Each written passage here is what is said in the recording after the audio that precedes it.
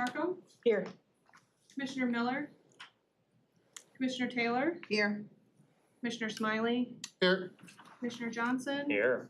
Commissioner Wyford is on his way, Commissioner Smith Charles. Present. You have quorum. Wonderful. Let us now stand for the Pledge of Allegiance.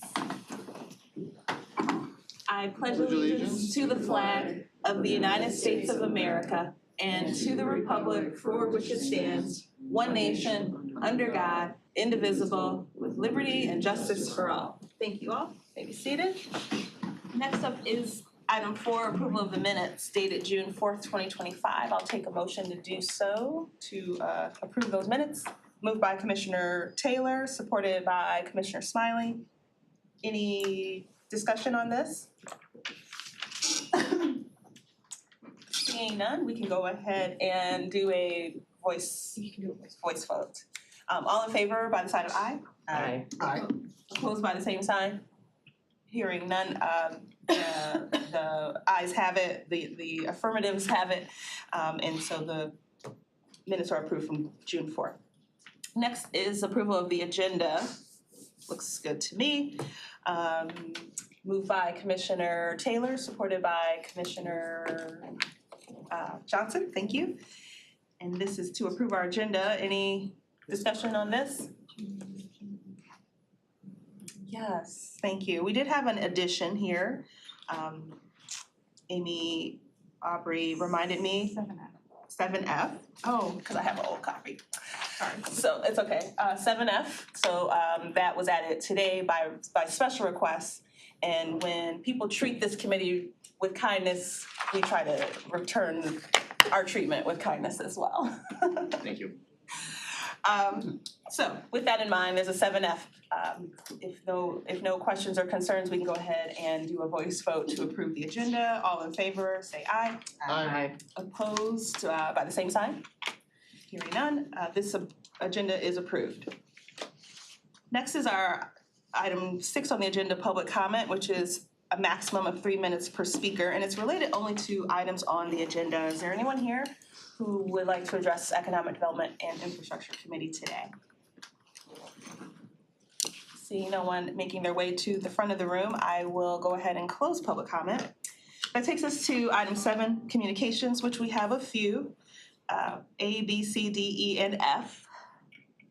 What we can do is I would entertain a motion to receive and file items under 7 for communications, and then if anyone had any specific questions, we can go from there. So a motion to receive and file item 7, communications, moved by Commissioner Johnson, supported by Commissioner Markham. All right. So Economic Development, Oakland County Transit Division Quarterly Report, Local Transit Providers, January through March. Anyone, Brendan or economic people want to speak on this one? Good morning, Dom. Good morning, Commissioners. Welcome. So I am here. I'm joined by my colleague, the manager of transit, Eli Cooper, who can answer any questions you have about the report that was submitted. Thank you. I believe I got a chance to sit in on this meeting, and it was riveting. As transit is, yes. And I feel like I had a thought or two back then, but days and weeks. But certainly Commissioner Johnson or others around the table. No, I don't have any real thoughts right now. If anyone's ever curious, those are super meetings that we spend a long time talking about a lot of random data. Also, Eli is just fantastic, and Tom, your whole team is. There's a lot of data, but I think everything's going in a really good direction so far. I mean, we've been pretty pleased with how everything's popping. Yeah, definitely. I just was looking at the PowerPoint, refreshing my memory, and the Veteran Services, This Ride Is On Us program, where promises made, promises kept, is I do hear that resonating back in the community. Also, when it came to operating costs, it seemed like you all were pleased overall with the operating costs. And does that mean that in terms of vendors, I think I sprinkled a little question about vendors. Are we at capacity with vendors? I don't want to be on People's Express hit list. But I'm just saying, are there opportunities for additional vendors at this point, or are we at capacity and everything's good? I'll let you finish, but I'm gonna say all of our contracts for the first cycle of our 10-year millage are up at the end of this year. Vendor, service provider, whatever, all of those are up for renewal or for bidding or whatever at the end of this year. So as far as opportunities go, the end of this calendar year is our first real revisit within the millage period.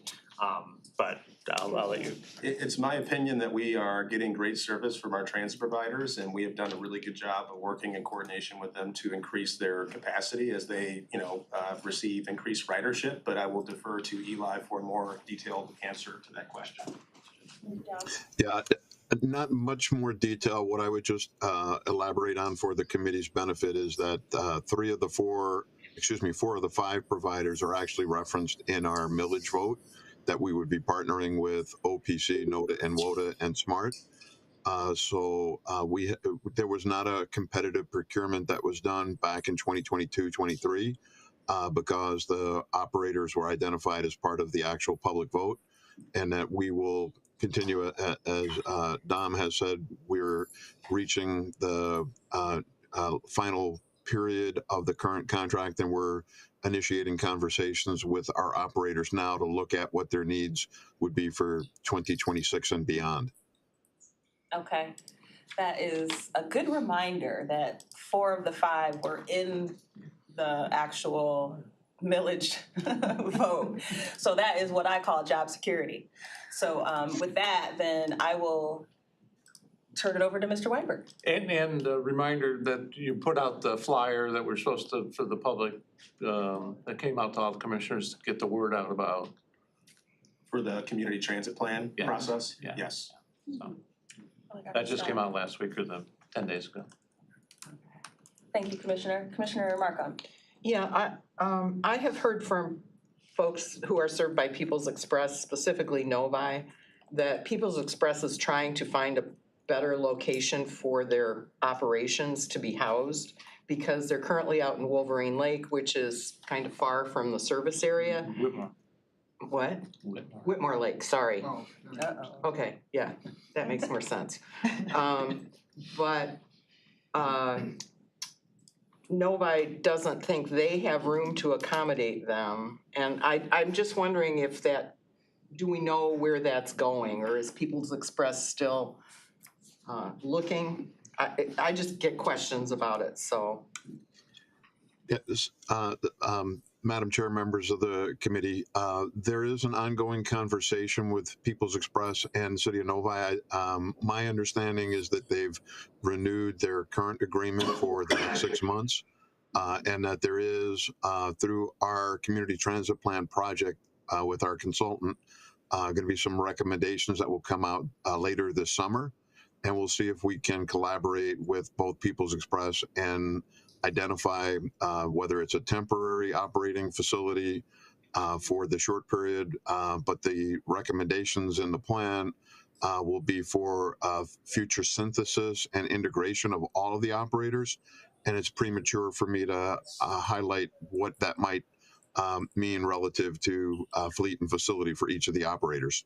Okay, that's fine, just so it's on everybody's radar. And I did read in the report that People's Express added the highest number of buses this time around, so that just all contributes to that. So thank you for that.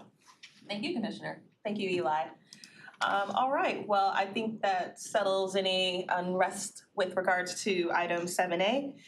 Thank you, Dom, and we can now talk about Project Diamond. So this is Economic Development Planning and Local Business Development Quarterly Report, Project Diamond Phase 2. And good morning.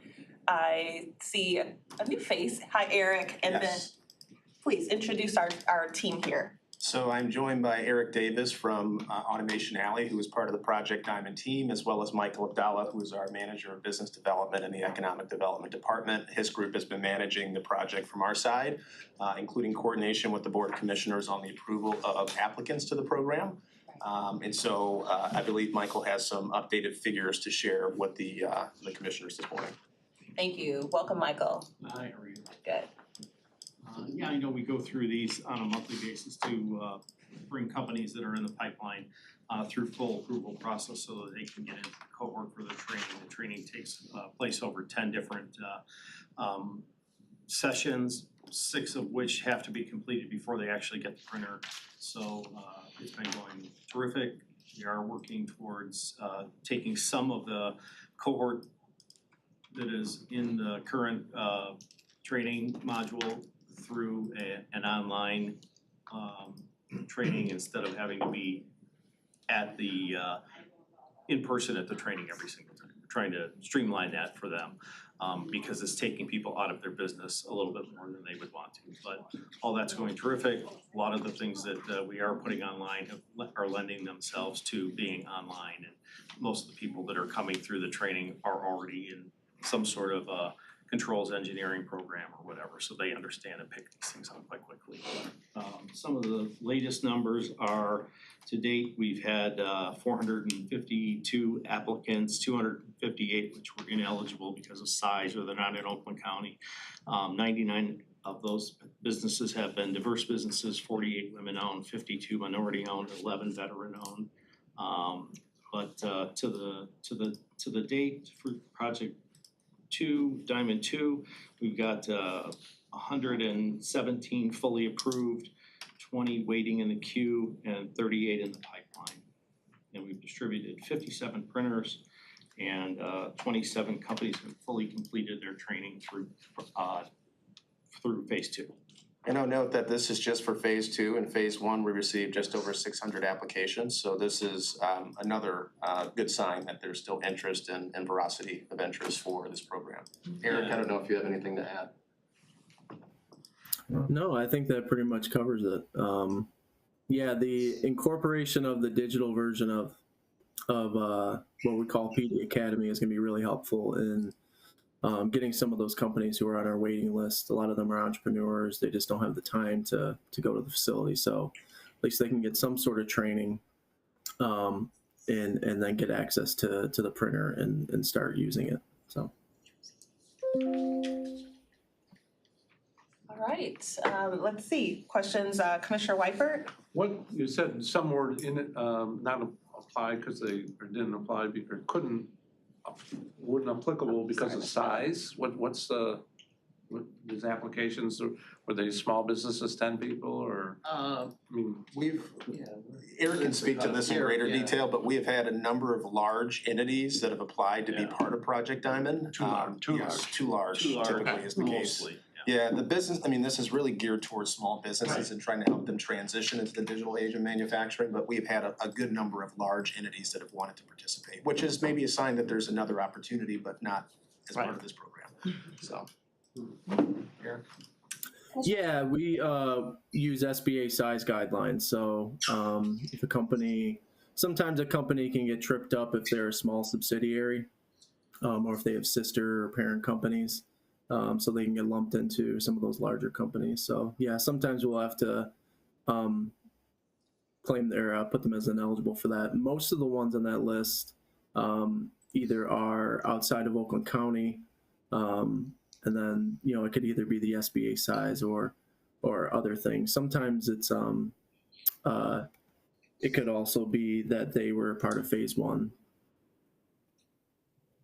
Is there a review if they, just because they had a subsidiary that made them larger, but maybe they're really a small subgroup? Where do you guys filter through that, or they just disqualified if they've got enough associated businesses where they got 500 people? That's a good question. Is that?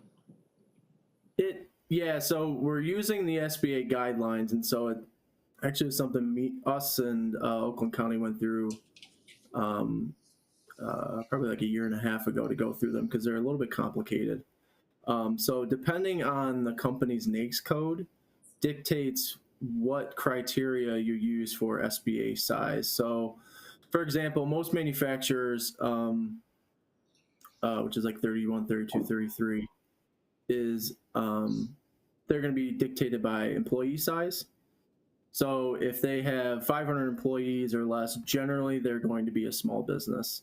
In some cases, we had companies that we came across that were a subsidiary or they had a sister company, and maybe they only had 50 at that location. But using SBA guidelines, they say that even if you have sisters or parents, that you have to include everyone in that organization. And I think the reasoning for that, I'm speaking on behalf of SBA, but I think the reasoning for that is it prevents the issue of someone starting a small subsidiary and then using that to get small business, financing, grant opportunities, things like that, when they could, in reality, leverage the financial resources of their larger company. I think that's why they include it and why it's strict like that.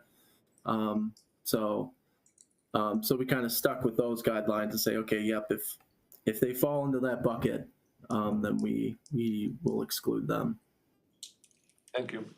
Thank you. Commissioner Miller, please. Thank you, Madam Chair. It's been talked about if the commissioners could take a tour of some of these sites where we helped out. I'm touring a site in Novi on Thursday, and you are welcome to join me if you I'm want headed to Simcox. NACO, NACO. Oh, That's I'm not tomorrow. leaving till Friday. Yeah. because I have committee Friday morning. Okay. Well, I am Appreciate that. touring Okay, on well. Thursday, so if anybody wants to join us. You're good, you already answered my question. Yes, exactly. So we are doing this at 11:30, There's a- I'm sorry, 1 o'clock? 1 o'clock? I mean, I could do either. No, I think we're scheduled I for think it's 1 at o'clock 1, this yeah. Thursday to go to Novi to tour business, but anybody that would like to do that's absolutely welcome to come. It's sort of a open house. The owner's gonna take us on a tour, show us the 3D printer that they've got working in the office, and it'll just be a small group of us right now, but if anybody wants that, I'll send out an invitation to give you the address. We can just funnel that through Gwen Markham since it's Sure. her neck of the woods. Absolutely. So Commissioner Miller, all set there? All set. All right. The only observation, again, and I think Michael and the team are doing a great job of diversifying the geographic landscape and understanding that, I mean, if we look at our map of the county, there's gonna be some areas where it's super rural, maybe there's not that kind of industry.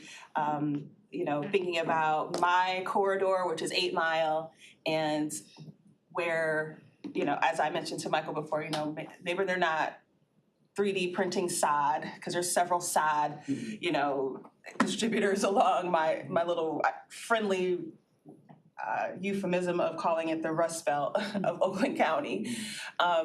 But again, just there's a couple of flyers in here.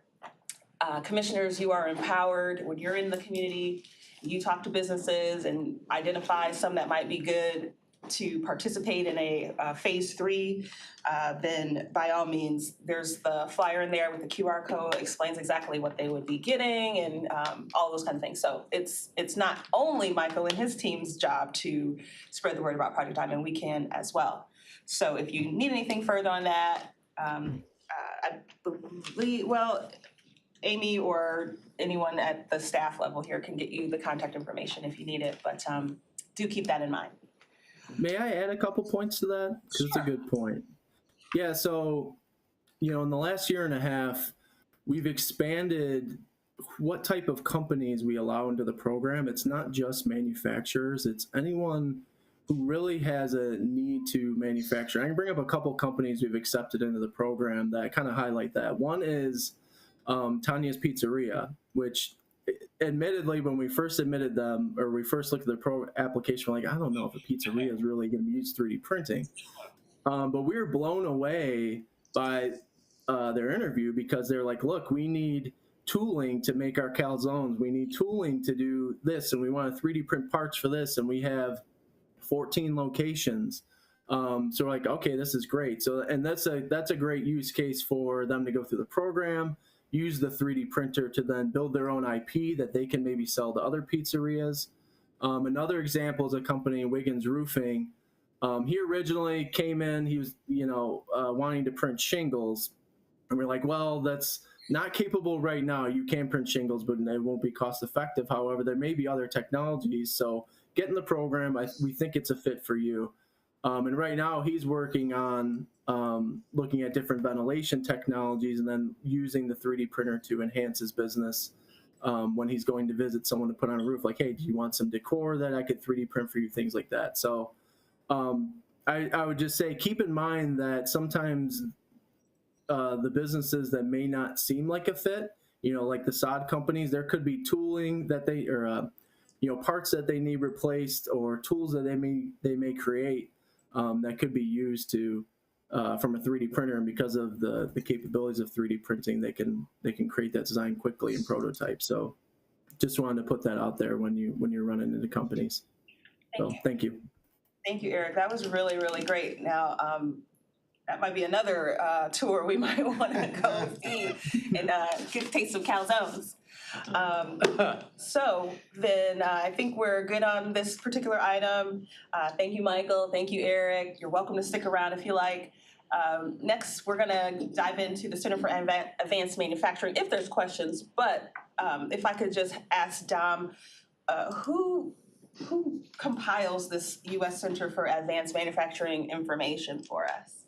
So the report is compiled by Sri Parikh, who is an associate at the U.S. Center for Advanced Manufacturing under the leadership of Stacy Weissmiller, who is the director of that initiative.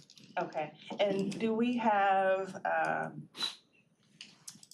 metrics of goals? I remember Commissioner Johnson yesterday saying that some things predated him. I feel like this predates me and maybe others at the table in terms of SimCog today is here to tell us their value to Oakland County, which is massive.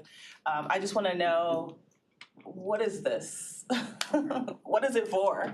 What is the purpose of the U.S. Center for Advanced Manufacturing? Yes. Okay, so the U.S. Center for Advanced Manufacturing was formed to support the advancement of manufacturing in the United States.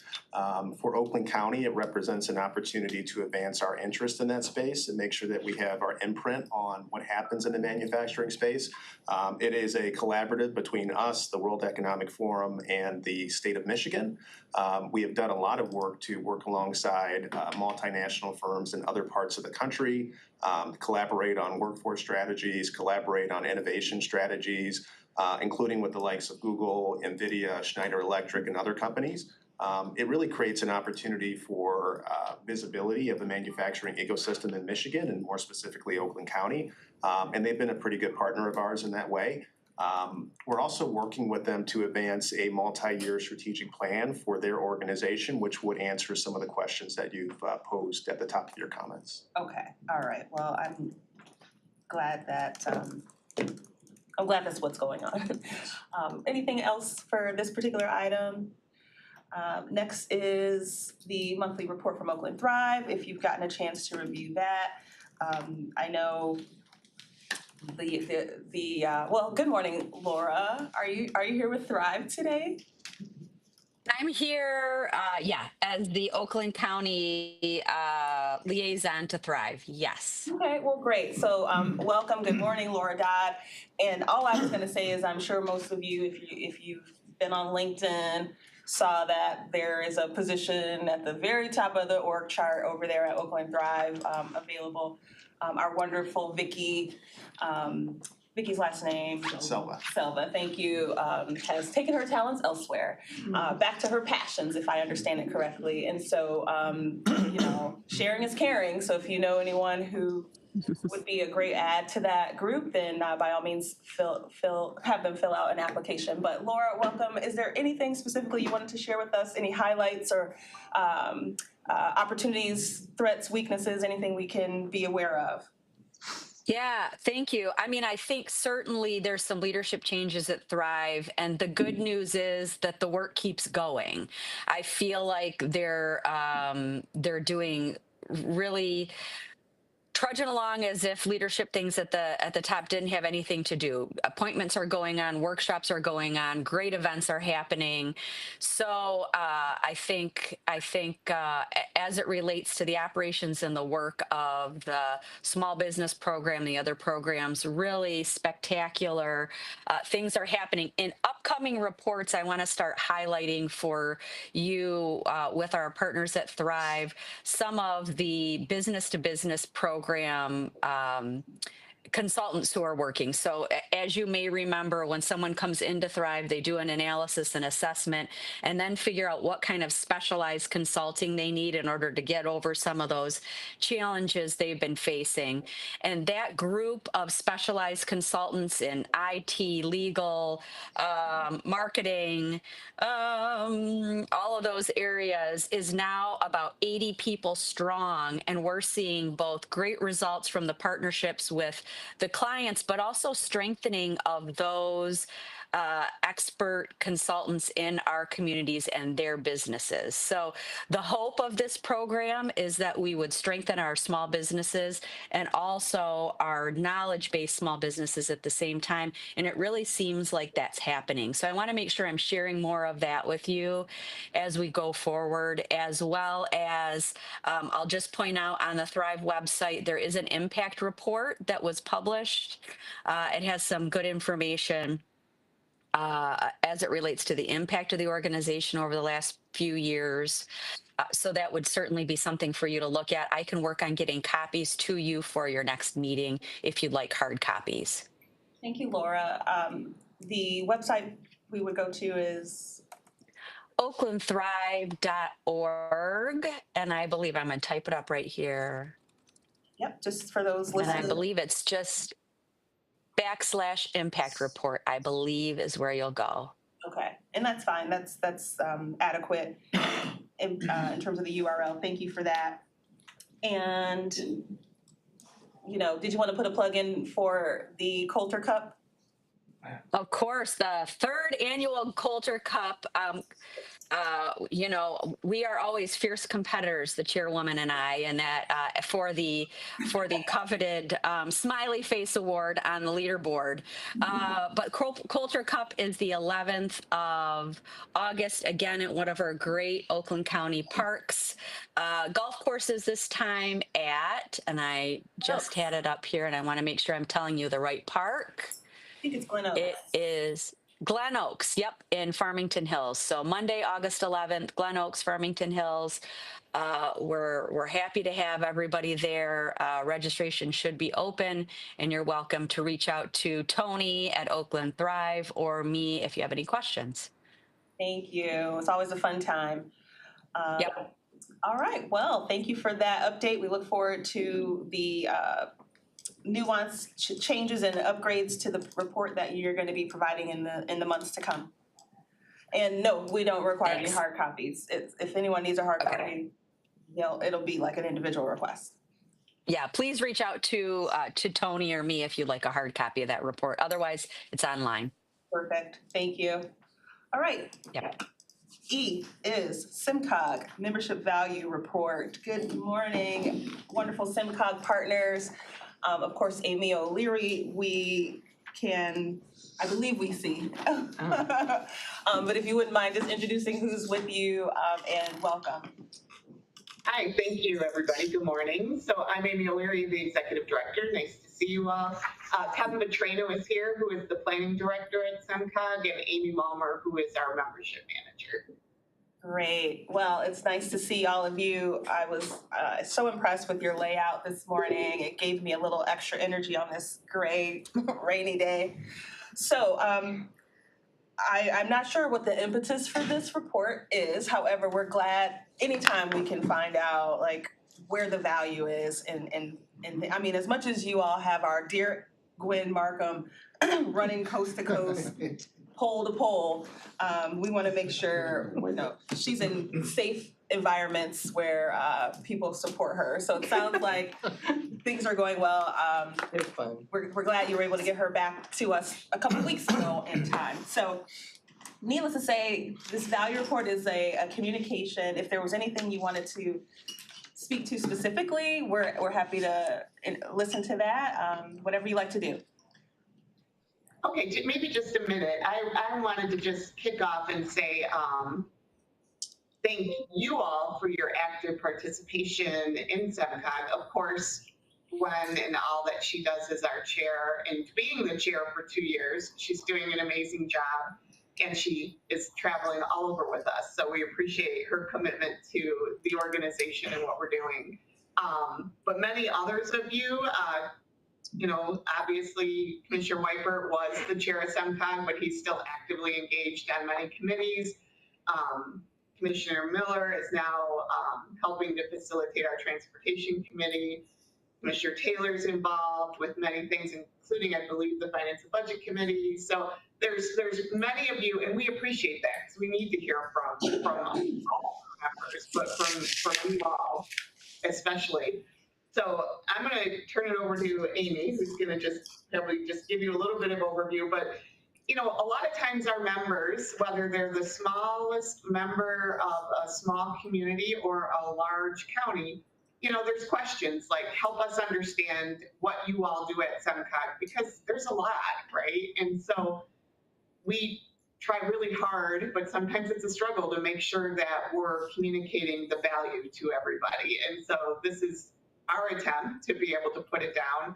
And one of the great things that I want to say also that I really appreciate about you all is you see the value not just to what we provide to the county itself, but the value that we provide to your communities. And I think we have a really good partnership, both with you all, the commissioners, also with the staff, to be able to make sure that we're coordinated on delivery of services and technical assistance and grants to the communities in Oakland County as well. So thank you for that. All right. Thank you very much for having us this morning. We appreciate the opportunity to talk just a little bit about this value report. I'm just going to give a quick overview of kind of what's contained in the report, and then Kevin Vitrano will really talk a little bit more about the grants and federal funding that are available, as well as the resources and technical assistance that we provide. The report starts out with just a little bit of an overview of who SEMCOG represents and how we're governed, and lists the commissioners that have been, or all of the representatives from Oakland County that have been appointed as delegates and alternates to our organization.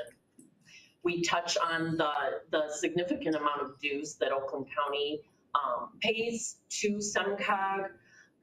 We touch on the county leadership, particularly from commissioners that Amy just mentioned, but should also point out that Amy and Kevin meet regularly with the county administration and staff, including Laura and Eli, who were here earlier this morning in this meeting.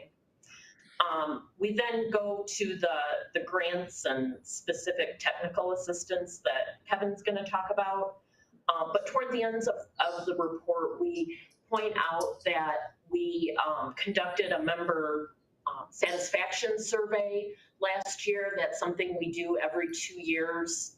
Getting member feedback is important to us, and we take it seriously and adjust how we're offering our resources based on that feedback. So we included a little bit of what was on the minds of people from within Oakland County who responded to the survey. So that includes not just county government representatives, but people from the communities within the county who responded. We talk a little bit about our public education programs that provide messaging to help the public make smart decisions for our region in the areas of traffic safety, air quality, and protecting water resources. And when the census comes up, we often do some messaging to encourage people to fill out the census, because those census numbers are so important to the work that we all do. And it wraps up, the report wraps up with our legislative and regulatory advocacy services. And I in particular wanted to point out that we do have a webpage. There's a link in the report that has some resources that might be helpful to you, including the docket that displays all of the bills that SEMCOG is currently tracking. So that's worth taking a look at. With that overview, Kevin will take it from here.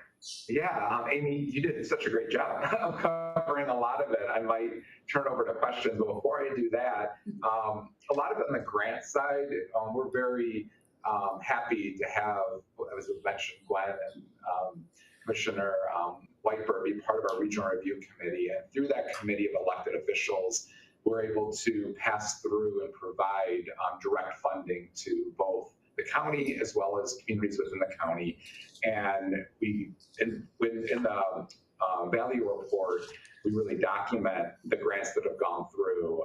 And these are ones that are valued by the communities. They put the applications in, but we have staff that work really closely with them to make sure that these projects move.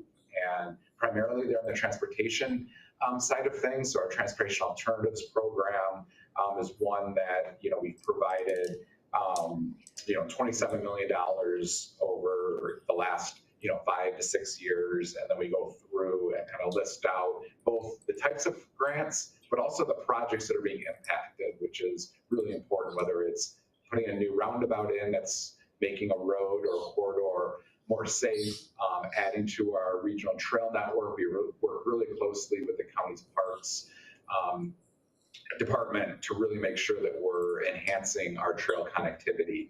And then pretty much through it all, following the grant side of things, we really wanted to make sure we were highlighting the direct assistance that our planning staff has. And it's a great partnership we have. The county has great planning staff that do some of the similar things we do, but we really want to make sure that we're providing that one-on-one assistance where it's possible at the local level, but also at the county level. So with that, I think I might turn it over to questions about it, because Amy did such a great job of running through all that's in the report itself. Thank you again. And it was a little squeaky for me, but could you just tell me your name again, Mr. Person in the middle there? Yeah, Kevin Vitrano. Kevin Vitrano. Thank you. Good solid name there, Kevin. So I appreciate this greatly. I know I've learned a bunch. CMAQ, what's that acronym for, if you don't mind? CMAQ. That's the congestion management or mitigation. We're looking at how we can divert or improve air quality through congestion mitigation. So a lot of the funding through that are things like roundabouts or traffic signal retiming, sort of moving traffic flow. It also includes some of the trails as well. Well, that's just fascinating that has a correlation with air quality. Let me just make sure if I see any hands up for questions. I don't see any just now. Okay, Mrs. Markham, please. I'll just make a comment as to where this came from. Sean Carlson, Deputy Director over Economic Development and all that, requested this from SEMCOG. I did not expect such a thorough, comprehensive, really fabulous product. And I think if the other counties knew that Oakland County got such a lovely thing, they'd be asking for the same thing. Right. So I think it's really great. It's very comprehensive. It was more than I expected to see, and that's where it came from. I just wanted to answer that question.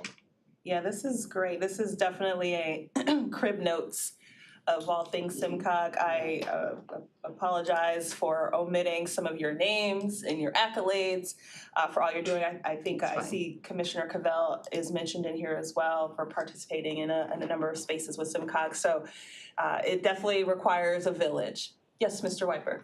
The value. I'm thinking Sean was surprised at the value. Yes, the dues are significant, but we are significant. Oakland County is a powerhouse. I mean, we got 1.2 million people. The budget's $1 billion. We have a lot of impact in the region, and it's about regional. And I'm thinking he was surprised at the amount of the impact. I mean, It's amazing what's in the report. And all the communities, when they're applying for grants, every time, gotta get the data from SEMCOG, gotta work with SEMCOG. And unless you have that information for your grant applications, you're not gonna get it. And so I think we're way ahead. And it's, as part of SEMCOG, we travel to Washington, meet with all the congressional delegation. And every year, and there's lots of municipal planning organizations around the country that all go to Congress, and COGS, different council governments from around the country. And when you go to the different NACO and they know SEMCOG, when we go to Washington, they really know SEMCOG, that we are head and shoulders above the rest of the other MPOs around the country. So it's noticed. So we do appreciate all you guys do. So. Yeah, great. Thank you, Commissioner Whiteford. Anything else on the value report here from SEMCOG? Well, certainly we can't thank you enough. This is great, and I will ask staff in some capacity to make sure all commissioners get a copy of this. I think it would be good for us all to have, and can speak to it when we're in the community and things like that. So I'm sure people saw their communities listed perhaps. I know I saw Southfield at Gang of Times, Novi, and Wixom, and Holly, and all of the others. So we appreciate you being good partners. And thank you for your time this morning. Thank you. Yeah, thank you very much. All right, that takes us to the late edition 7F, which is our monthly report from downtown Pontiac renovation. We have Brian Leffler here, who, I think Amy Aubrey went to go grab. And he is coming on down. It's okay. It's all right. Thank you. So this is the monthly report, downtown Pontiac renovation. We certainly appreciate your interest in keeping us abreast of what's going on.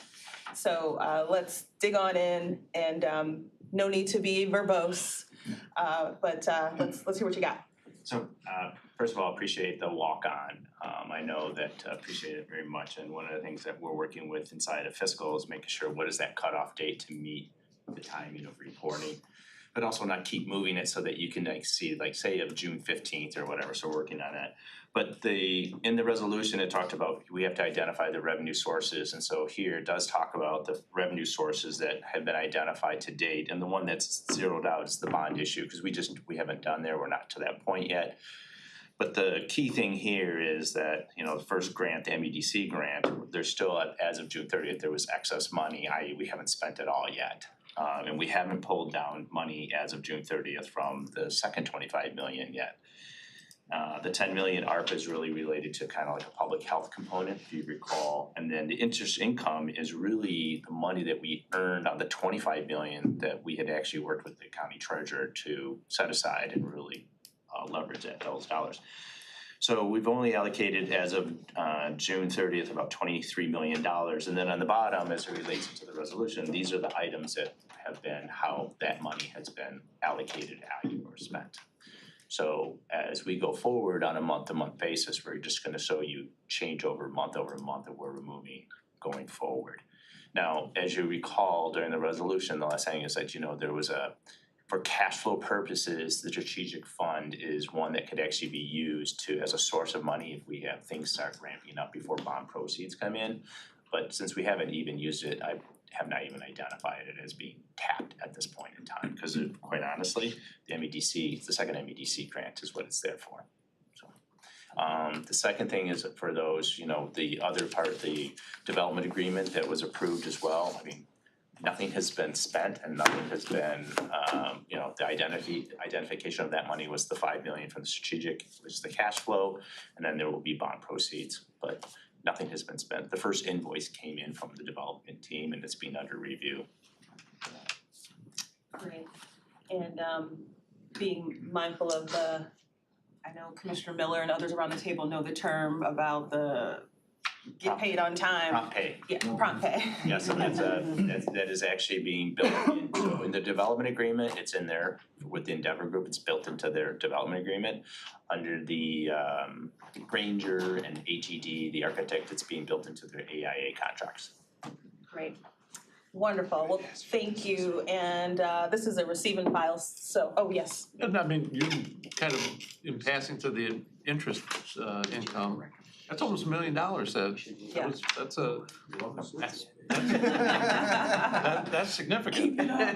Yeah, I asked the county treasurer to put it in a little bit more higher band outside the pool, and they did that, and so we just have to communicate with them when the money has to be pulled out of this account on a timely basis, so, yeah. That's a good job on that, that's significant. You know, people say, oh, what else got some interest income? Yeah, so Right. It's $850,000. keep in mind, it's like about a year. Yeah. Thank you. Awesome. All right. Well, thank you, Mr. Leffler. Keep up the good work. All right, y'all, buckle up. Cause what we're about to hear from oh, yeah, let's vote. I make a motion to receive and file. Oh, I think we already have the motion and everything, so we just need to prompt the vote, unless there's a question. Nope. Okay. There we go. Sorry about that. No worries. We have 7 yeas, 0 nays. Awesome, so those items are adequately received and filed. So as I was saying, guys, we are ready for a treat. We have none other than our own county clerk, Ms. Lisa Brown, who's here to present to us about fire suppression, y'all. I don't know about you, but I'm so excited to hear what she has found and what has been uncovered and how hopefully we are able to help. So, welcome, Ms. Brown. Thank you. Hair looks great. No natural when the weather's like this. I get it. Just no point blowing it out. First of all, thank you for the opportunity. Obviously, fire suppression is not my area of expertise. However, it's been something that I have been talking about since I started here. Because I walked in and I looked up, and if you look up in this room, you'll also see there are no sprinklers. And I have it's not just my office that has no fire suppression or my division. It's all over here. So the West Wing does have fire suppression, so where elections, my elections division is, they are covered, but we have no fire suppression. And as you know, broadly speaking, my job is the keeper of the record. We have very important records throughout my office. These are records that need to be available to the public, so it's not like, oh, Lisa, just go move those books to someplace that has fire suppression. We have to have these. We also have records that, for the law, for record retention, we have to keep in our office that are not public, so I couldn't go put those elsewhere, like CPL applications. We are required to keep those for a certain amount of time. The paper applications, again, not public, so I can't have those in somebody else's control. When I came in, I went into, so in deeds, we don't have a break room. So as we talk about infrastructure, this is also something I've asked for, that my staff actually has to eat their lunch in front of customers. We don't have a separate break room in deeds, but there is a little kitchen. And there was no fire extinguisher in there. And then I went into it in clerks, we do have a little break room. There's no sink or anything, but they have a microwave, no fire extinguisher. So I ordered those. So we at least had something. If you walk into my office, you may see on the wall, it says fire hose, and there's like a little door. There are no hoses in there anymore. And we did put a fire extinguisher, at least in one of them. But even examining those, they have different size spouts. So let's say a fire truck came in ready to connect to that. It's not one hose fits all. All right, they have different size spouts. So it is concerning. It is very concerning that we don't have any form of fire suppression besides the fire extinguishers that I bought for our break room. So I, again, have been asking for this. I don't recall if it was at my last year's budget hearing. Since I've been here.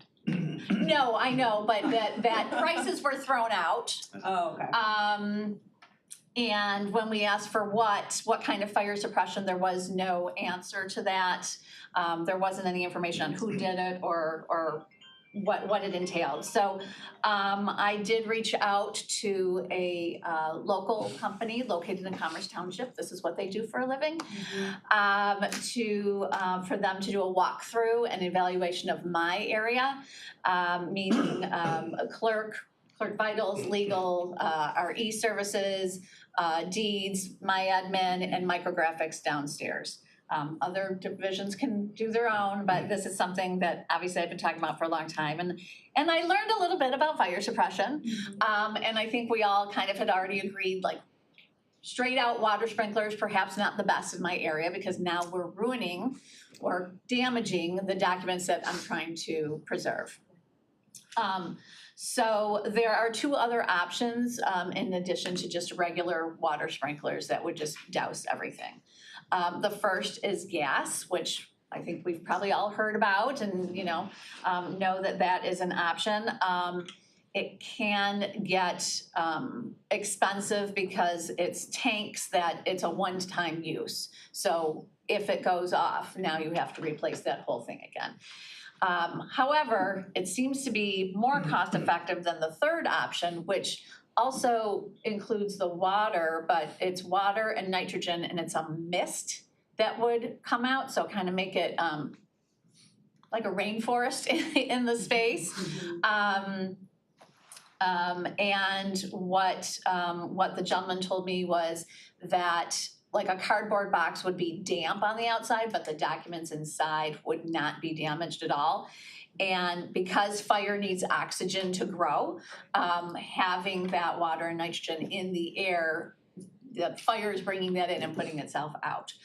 That, however, is the most expensive, especially because of the PSI, the pressure that are in our water pipes in the county. And it was, I don't know, I guess good timing that everything had just been tested. All the fire suppression or the hydrants and everything had just been tested before I had this company come out. So I got a report from Ed Joss, and so they could put a mechanism in the pipes to increase the pressure, but that would be $200,000 alone. That doesn't count all the other work. So so there are options available.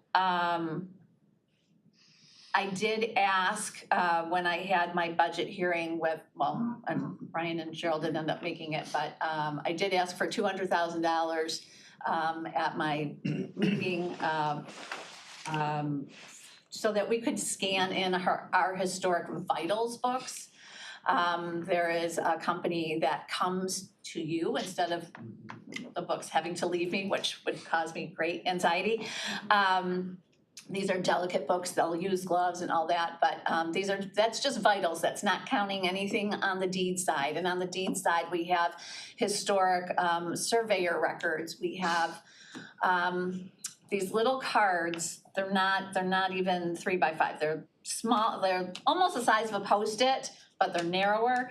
All these cards for every neighborhood association.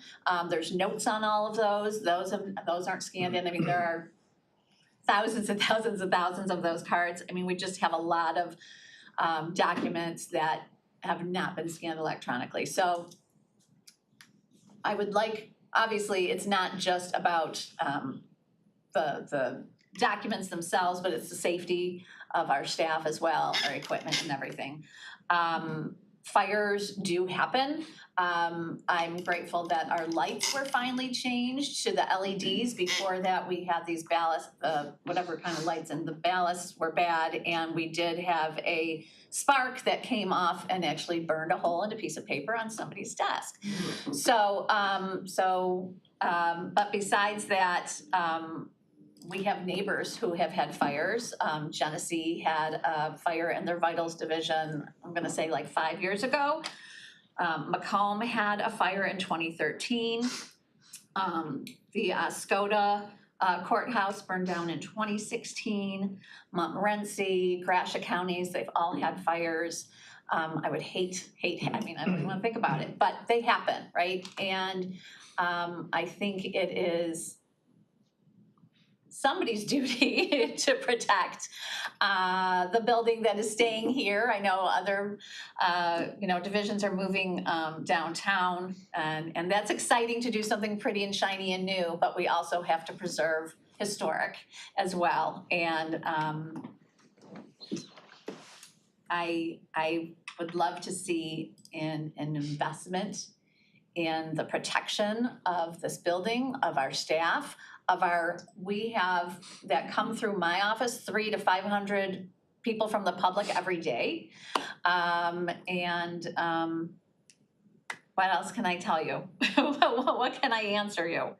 Well, I was gonna see if Ed would come to the table just because of the role you play here at the county.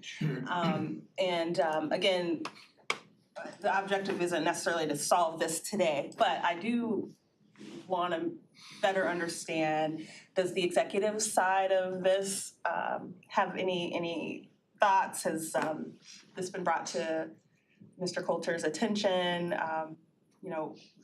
What would you say is our next best step to getting this on the right track? Okay, so first off, happy to speak to this. I didn't know this was on the agenda until I came here for another item, so I wasn't really prepared for this. Okay.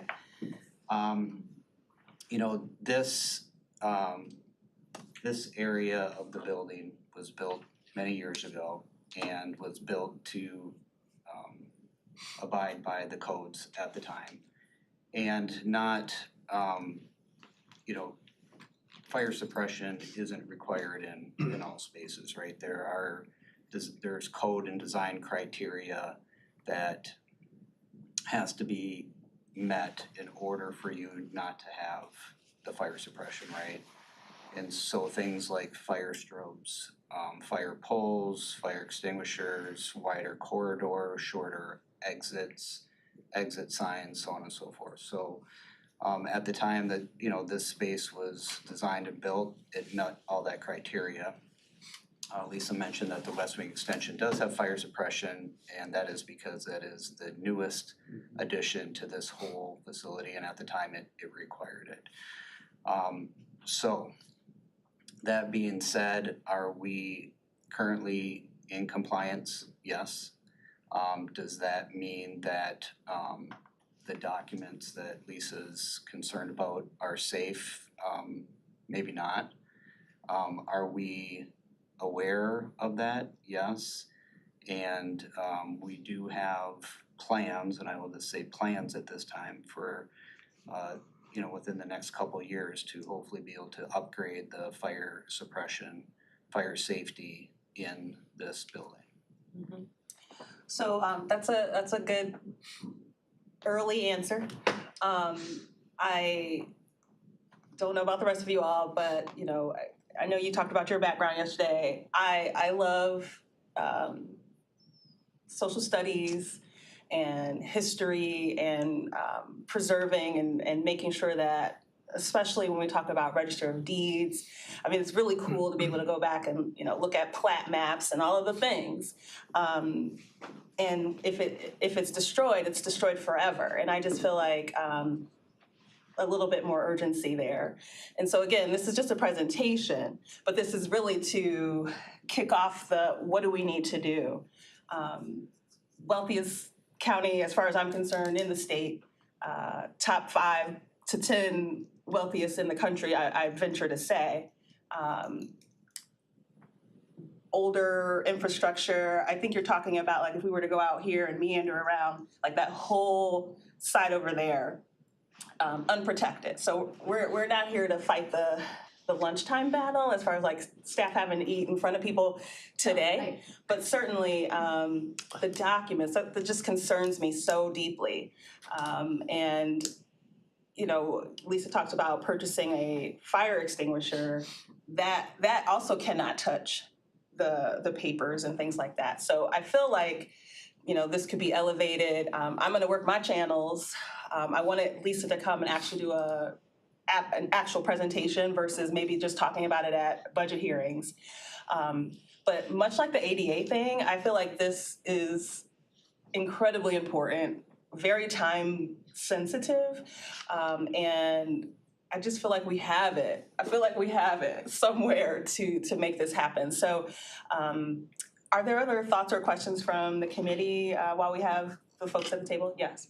Just oh God, I don't know what I just did to my iPad. Just a quick, I completely agree with everything you're saying, and I know what is going on?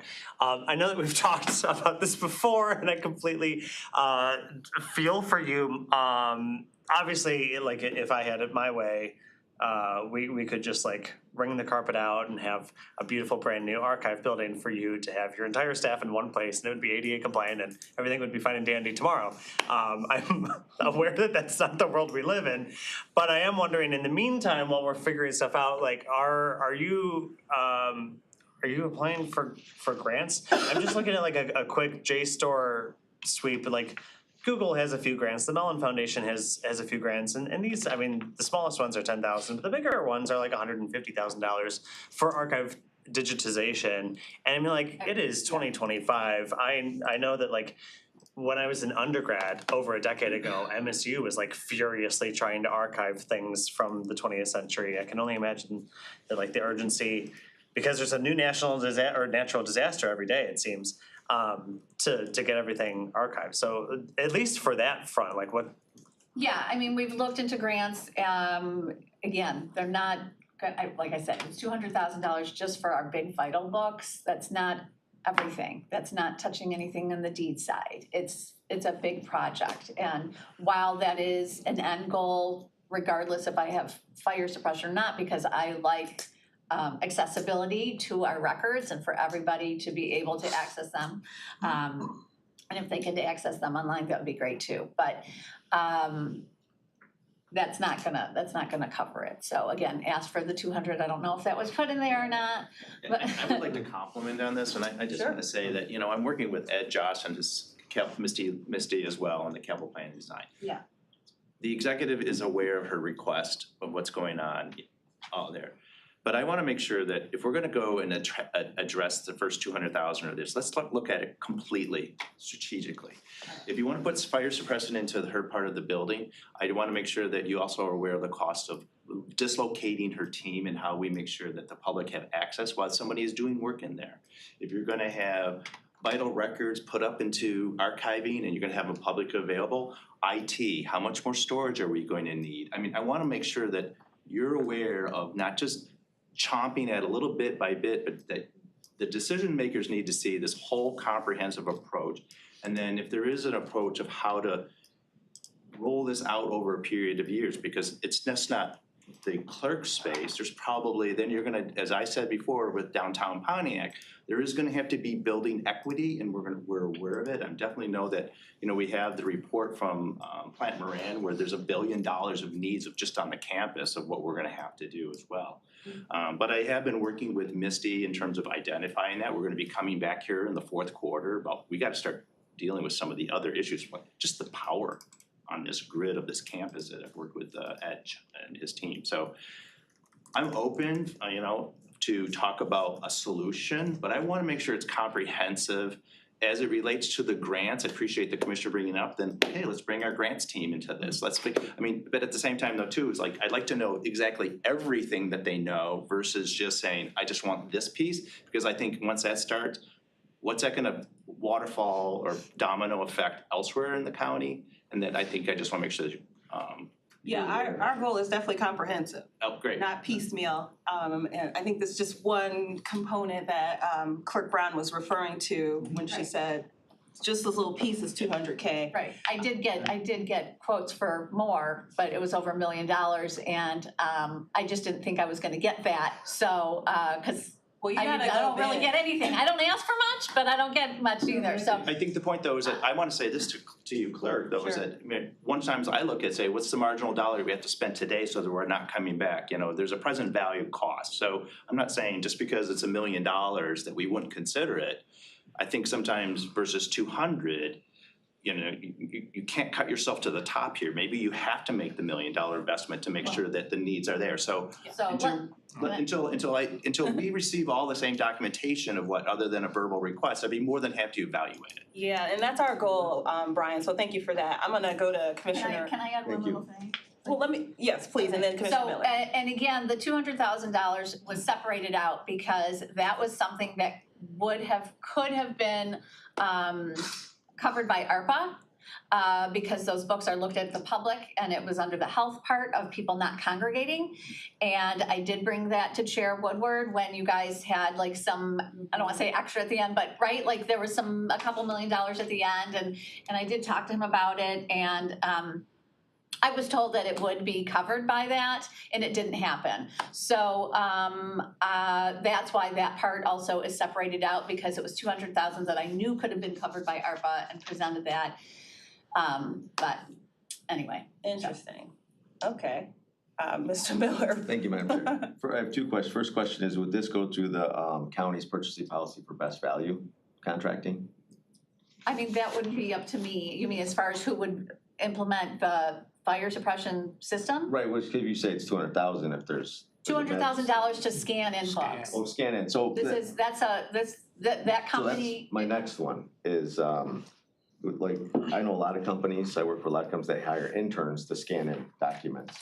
So I know it's easier to hire a company, but. These are, they're historic, but they're not your average size books. You can't just put this on the copier that you have over there.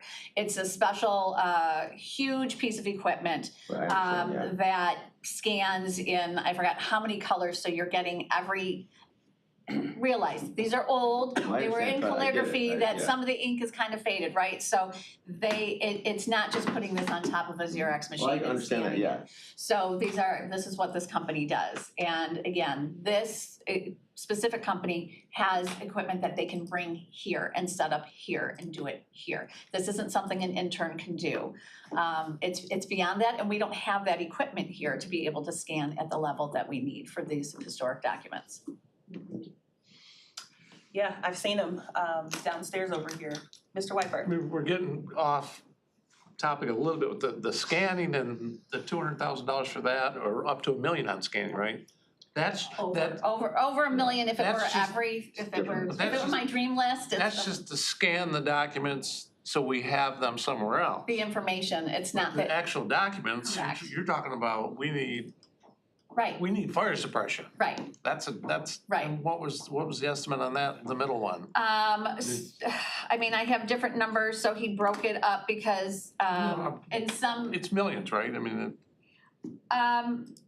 Not necessarily. I mean, it's a big. Depending upon what we used. And, he even said, like, in our vault, he would go with the gas for sure, because it's a small confined area and it would be harder to do gas in like a bigger, more open space. Right. We'd need multiple tanks and all that kind of stuff. So it might be a hybrid fire suppression system that it's not the same in every little area of my office, depending upon what's there.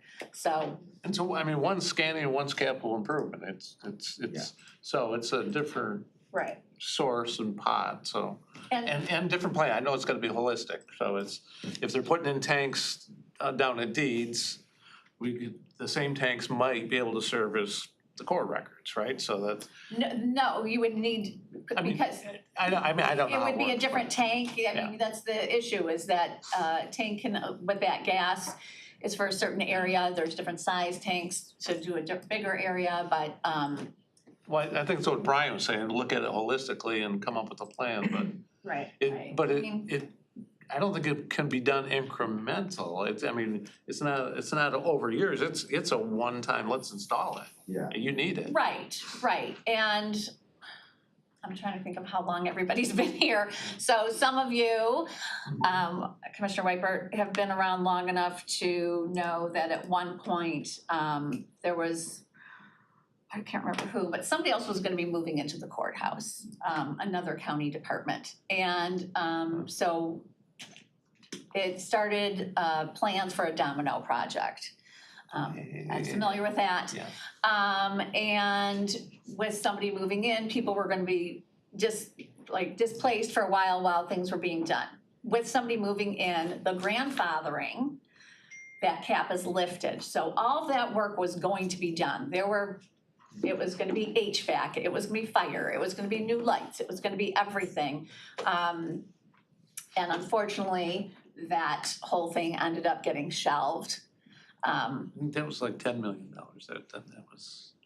Right, and that was the whole, right, that was everything and it was everything, right? HVAC, I mean, Right. my staff and I, whatever, I'm not gonna get into how bad that is, but it's horrible, but, so, I mean, there was a plan to do all of this and for people to be displaced while the work was done in their area. I mean, there was a whole plan at one point to have this all done, not just for my area, right? But So I'll interject here only because we're getting a little late into the hour. Did I catch your question for this item? Yes, sorry, yes. Mr. Smiley, and maybe we'll have you be the last question for this. I can be really quick since, we are under the gun here a little bit.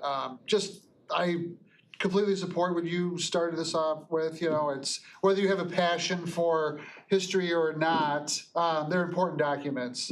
And then Mr. Lefter's point, let's be comprehensive and not just piecemeal things. I was gonna say something similar to that, so that's good. Well, I appreciate that. But someone needs to put that all together, right? And, I mean, I don't wanna throw shade, but I've heard she's never getting fire suppression. So I've heard that, or in the rumor mill.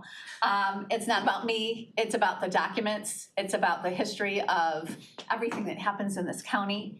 And I would hope that people would find value in that. You guys talk about priorities when you're doing your budgeting and what your priorities are. And it's not just your priorities, it's across the street's priorities. And I'm just gonna say, it's really frustrating when certain departments get quiet rooms and stainless steel kitchens and there's gorgeous flowers being planted and we have Frank's Nursery basically in the parking lot a couple buildings away and that's all lovely.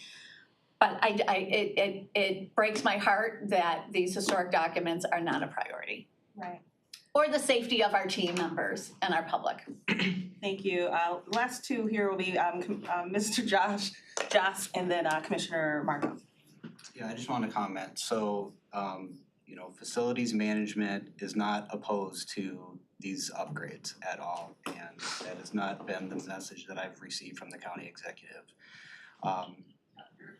Brian mentioned the comprehensive look at this, not only everything that would be involved, but, and Lisa mentioned it earlier, if we're gonna make the investment and go in and disrupt the space and tear out a ceiling, we also have fire alarm systems that need to be upgraded, lighting that needs to be upgraded, HVAC that needs to be upgraded.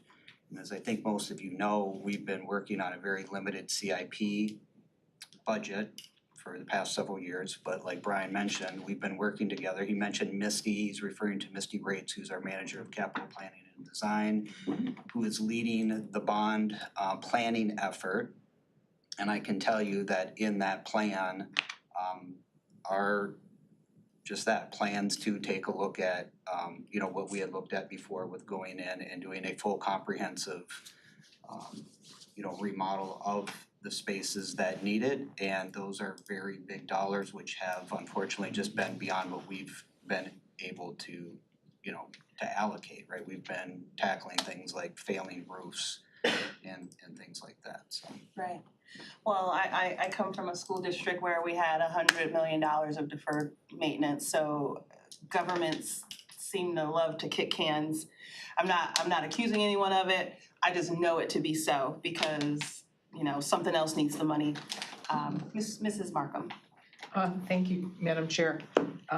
Couple of things. I am definitely on Team Protect the Records. I have, in all the time I've been here, which is, I'm in my 7th year, Clerk Brown has come before us every time with this issue, and I think she's right. This should be a priority for us. I also agree with the idea of a comprehensive plan, which you're working on. What could we do in 6 months? What could we do in a year? What could we do in 2 years? What's gonna take 5 years? That's the kind of comprehensive plan I'd like to see so that we can start to march down progress, a path of progress that says We're not gonna get it all today, but it is important, and we are gonna at least commit to step one. That's what I wanna see in a plan, and I'd like to see it by the time, we're coming before us for budgets in a month. So I'd like to have some sort of idea of what this is gonna look like. I don't wanna go another year and just say, well, I appreciate it's a whole bunch of money, but I don't want it being a lot of money the reason that we stop. I'm on the Historical Commission board over at the Oakland County Historical Commission. They have 4 storage units full of old records that have been handed to them by the county, right? That they're trying to sort through one by one and figure out what to keep and what to get rid of. And they're scared to death that they're gonna get burned up too. So it is a real issue, and so I just want us to have a plan that has executable steps in the next year to get you closer to what you need, at least at a basic level, to protect the records and the people. The records are really important, but the people are too. Don't forget the people, yes. Yeah. Right. All right, well, Lisa, thank you for your time today. We're not done, but certainly with what Commissioner Markham said, and then I know this county sometimes feels very siloed between executive and clerk and sheriff and da-da-da-da-da. But this purse-holding, money allocating body wants you all to get together, put your heads together, give us like the phase 1, phase 2, what's that gonna cost, how can we get her done? And you're gonna have a lot of support. So if we could just row in the same direction on that, that'd be great. And of course, we'll be working our channels too as individual commissioners. So thanks. I appreciate that. I really appreciate the opportunity to come to you this morning. I ask that you task somebody with starting to put together a plan so that there's some accountability, because again, as Commissioner Markham said, I've been talking about this for years and everyone's like, yeah, we gotta do something about it. Yeah. And then nothing happens. So I would love to see a plan. Right, I know it's not gonna happen in 6 months, but nothing's gonna happen ever if no one is tasked with actually doing something about it. Right, we concur on that. So we've got a better understanding of where we are, where we wanna go. So stay tuned, but anything that you can be doing in the interim at CFO's office, we'd be really grateful for that, since you're at the ground level here. So thank you, Madam Clerk. Thank you. And thank you, Ed. We're gonna run through the consent agenda portion, which are 2 tri-party road improvement programs. So I'll take a motion. So moved. Thank you. Support consent agenda. Any questions, comments on this? Seeing none, then we can prompt the vote on 9A and B.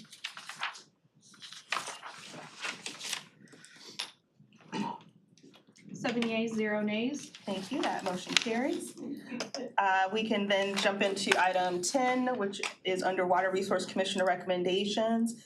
First is I'll take a motion to recommend to the board the Water Resource Commissioner purchase excess property from Michigan Department of Transportation. So moved. Moved by Commissioner Miller, supported by Commissioner Whiteberg. Good morning, Brian, thank you for being here, and It's just me today. just you today, okay. All right, purchase of excess property, let us hear about this. I'll be joined by Commissioner Nash in just a moment. Oh, okay. So this one's just a quick little item. We were here a little while ago. We got some property at Bicentennial Oaks to start looking at our new WRC facility. There's a small strip of land that's owned by MDOT between our site and Vanguard Drive. And so we want to have vehicular access through the MDOT property right there. And so in initial discussions with MDOT, there's an excess property excess policy program that they have that we can apply to and ask for the property to be given to us or sent or sold to us, sorry. So this is the request to start that process with MDOT. You guys are the body that allows us to seek property, and so the purpose is to submit the application and start working with MDOT to get that property. Excellent, makes good sense to me. Mr. Wiper? I saw the map, I didn't see, going down Vanguard, It's a strip somewhere in that access Okay. bit of It property. wasn't outlined in the map. Yeah, we're not identifying which piece, it's whatever piece they wanna give us. That's, But it'll. we just want access. It'll get you from Vanguard to the property. Correct, yep, And it's it's just the application, $650 correct. for just paperwork processing. Absolutely correct, yep. They'll be funded out of drain equipment fund, so we're all set. Thank you. Thank you. Commissioner Johnson? Thank you. I'm sorry, real quick clarification on something Commissioner Wiper just said. The entire cost is not $650. Correct. The $650 is applied to the sale cost of the property. Correct. And they will sell it to us at market value? That'll have to be discussed, but this is the first step for us to apply, and then once you give us permission to seek property, then we can have the discussions. Okay, so my discussion right now, and I know that we're not having it right now, but I'm going to have it right now. And I know, Jim, you're worried about what I'm about to say, but I'm fighting for you this time. I remember very vividly, and I'm relatively new here, but I'm 3 years into this thing. I was pissed off about resolution 2024-4317_24.62, in which we donated to MDOT $2,840 worth of land on our property in downtown Pontiac so that they can widen roads. And I didn't like that. I didn't like it then. I don't like it now. I don't like that we let them widen the roads in the first place because Woodward Avenue is already really wide. And then to just let them do it for free, I went along because that's, it's a gentleman's agreement. It's a nice thing to do. And it's only $2,840. But so help me if this ends up being more than $2,840 and they make us pay what the fair market value of it is, because we just gave them a lot of our land, frankly, that we didn't have to, so that they can widen Woodward Avenue. And I don't like that. So I'm not yelling at you, but I have no love lost for MDOT. MDOT's very aware that I don't love them. And I just want this to be on our minds when we're thinking about this. You wanna talk about it? Yeah, I do. No, that was good. I remember that debate. But so Brian and Steve's absence, we want you to keep that in mind. We'll work on it. We've been great partners with MDOT. So anything else on this item? I do Yes, sir. want to give an update while I'm here also, because we want to give monthly updates on what we're doing with our new building. So I wanted to take the opportunity while I'm in front of you to give that update. So the owner's representative, that's who's gonna work with WRC to help facilitate the building of the building. Owner's rep RFP is out on the street, so that's due at the end of July. The construction manager RFP is in review internally, and so we're hoping to get that out in the next couple of weeks. And that'll be the construction management team that'll facilitate all the work on the building with the trades. Well, wetland survey was completed in early June. Soil borings are complete on the site, so we know what the soils look like. And we're currently working on the space program for the building and the site program. Just some initial, what do we want it to look like? So hopefully I'll have some good updates for you next month. All right, thank you for that. Mm-hmm. All right, folks, we can then prompt the vote on item 10A, purchase success property from Michigan Department of Transportation. 7 yeas, 0 nays. Thank you, that motion carries. Next up is under Water Resource Commissioner as well, salary schedule adjustment for 2 Water Resource Commissioner employee classifications. Brian and Jim Nash here to present, moved by Commissioner Miller, supported by Commissioner Mark. Good morning again. Well, howdy folks, good morning. Always good to see everybody. We're here to talk about the salary schedule adjustment for 2 employee classifications at my office. So I'm gonna let our person in charge of all this. Yes, sure, I can take it from here. So in 2020, when the county did the rest of the salary survey for the non-represented employees, WRC had several positions that we pulled out of the classification and did an independent salary survey to make it competitive in the market. So we came back, I think last year, maybe 6 months ago, and we adjusted some of those positions. These are the remaining 2 positions that were not adjusted to match the market conditions. So we hired HRM Solutions, which is a HR consulting firm that the county uses. They did a market study for us for the Chief of Financial Services, which is the person who's responsible for our internal financial team that sets our internal rates for customer, like our water and sewer rates, they have to do that. pay our bills, things like that, hire contractors, pay contractors. And then the other position is for the WRC Business Systems Manager, which are gonna retitle to Chief of Business Systems to be consistent with all of our other chief positions. And that person's responsible for our internal business systems, so our permitting software, our CAMS software, which is our internal work order system, and then they also facilitate our interaction with the IT department. So these are two key positions in our department. We wanna make sure they're competitive. They're both vacant right now, so we're getting ready to advertise them, and we wanna make sure we get the best possible candidates. All right, that sounds fair. I don't have any hands raised virtually. Anything on this item? Seeing none, we can then, I'll offline it with you afterward. okay. We can go ahead and prompt the vote on item 10B. You have 7 yeas, 0 nays. Thank you, motion carries. Best wishes on that, and we'll see you sometime soon. Yeah, thank you. Appreciate it, folks. All right, item 11A, I'll take a motion to recommend and forward to finance the Economic Development Grant Acceptance with Michigan Department of Environment, Great Lakes and Energy, also known as EAGLE, for Materials Management Planning Program. We have Whitney here with us and Kristen, who I see all the time. Good morning. Good morning, good morning. Thank you, Kristen. You're so kind to me. I appreciate you so much. Let's hear from you on this grant acceptance. Oh, need a motion and a second, if you would. Commissioner Taylor moves, Commissioner Smiley supports. Good morning, Commissioners. Thank you for the opportunity. Before you today is the EAGLE grant for our materials management plan. So this is an update that is mandated by the state to our solid waste plan. The grant is a formula grant, so the county will receive $360,000 each year for 3 years to prepare the plan and also do implementation. We're very mindful that we do not want to spend all of that on the plan preparation. So the next two, this agenda item and also the next one relates to that plan itself. And this is a reimbursement grant. And the Materials Management Committee has also reviewed this information and recommended it to this committee as well. All right, reimbursement grant. Let me just hit the button, make sure no hands are raised for this item. I think we're, unless there's impromptu questions, then we can go ahead and prompt the vote on the grant acceptance for EAGLE Materials Management Planning Program. You have 7 yeas, 0 nays. Just hit done. That motion carries item 11A.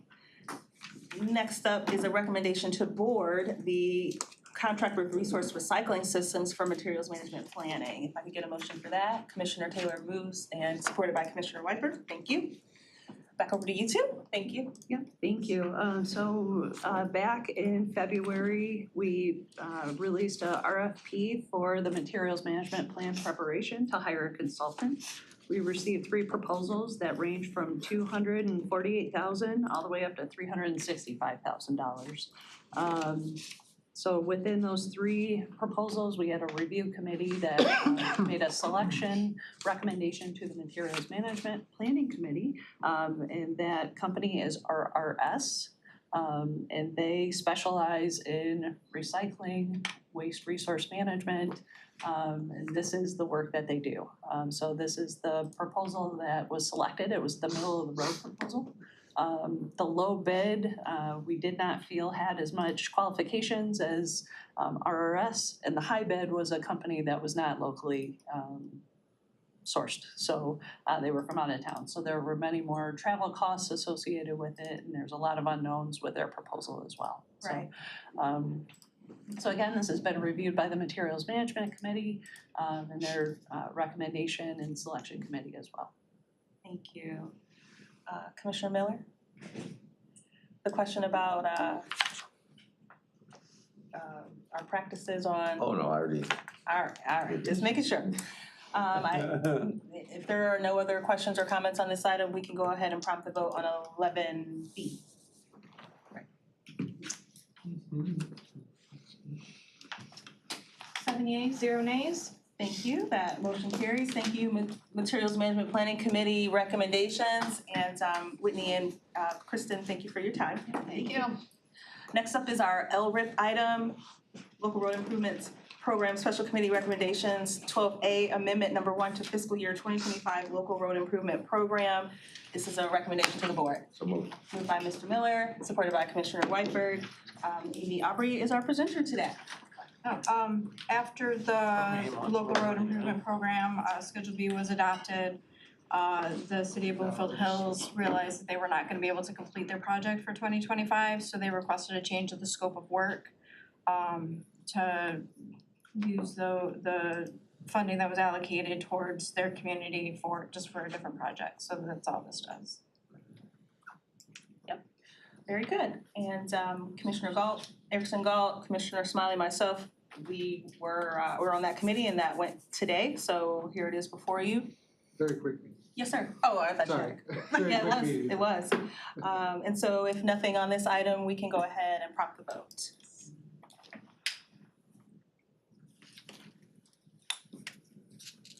There's 7 yeas, 0 nays. Thank you, motion carries. All right, next is our closed session. And I thank every one of you for your patience as we got through all of our stuff today. But the chair will entertain a motion to go into closed session for the purpose of considering the purchase or lease of property. So moved by Commissioner Taylor, supported by Commissioner Markham. Let us do a prompting of the vote. Oh, here comes Spider. You just have to do a quick. Yeah. Robert, you gonna hit yes for roll call? Excused. You gonna roll call yes? Oh, sorry. 7 yeas, 0 nays. Awesome, so we are in closed and only individuals associated with this item need to stick around.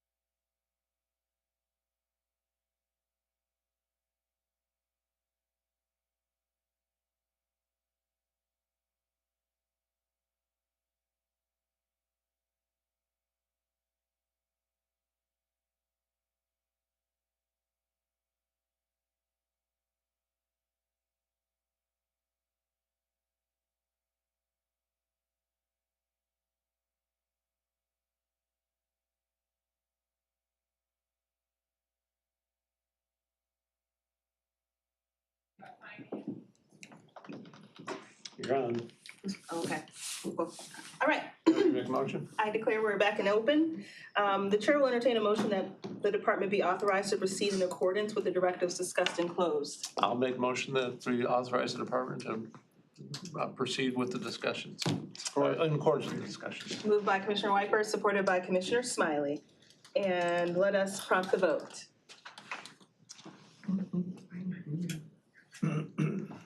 7 yeas, 0 nays. Awesome, that motion carries. Thank you, Thank Paul you. and Thank you. Melissa. Keep up the good work. Anything, this takes us to our second and final public comment. Anyone here to speak to this committee? So I'd like to introduce the committee to our rotational intern. The executive's office has a governmental inside out pilot program that they're doing with rotation this year. And we were lucky enough and happy to have Aria Dwoskin join us for a couple of weeks. And I'll let her just kind of introduce herself and give some of her background. Hi, nice to meet you all. I'm Aria Dwoskin. I'm a rising sophomore at Duke studying public policy, and I live in Huntington Woods. So I'm here for the summer, and I think I'm here for 4 weeks, or maybe 3 more now. So this is our second week now with us, and what we're anticipating, and hopefully with some participation from some of the commissioners, is if the week of the 21st to the 25th, if you have any events that you're planning to attend, feel free to contact me. We'll get Aria on the schedule and have her come and see what you guys do out in the community and things of that nature to kind of get that holistic approach of what it is to be a commissioner. So Great. Welcome, Aria. Thank you so much. There's a dream board meeting on the 22nd. Oh, we can keep you busy. I think if we wanted to keep her nice and rested. 25th. On the 25th, yeah.